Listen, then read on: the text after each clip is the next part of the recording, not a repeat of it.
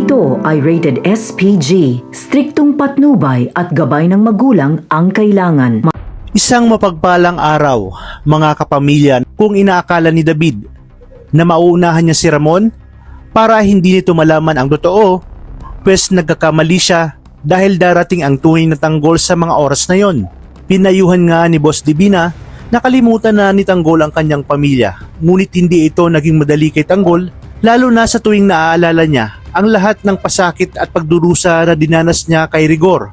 Kaya pala umano walang pakundangang itong saktan siya at nagawa pa siya nitong barilin dahil hindi siya nito tunay na anak.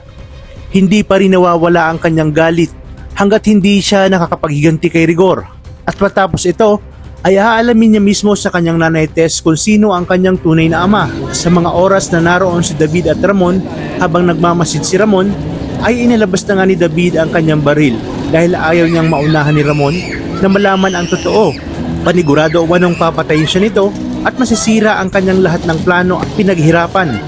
Wala siyang kaalam-alam na paakyat na rin si Tanggol para harapin si Rigor at itanong sa kanyang nanay Tess kung sino ang kanyang tunay na ama.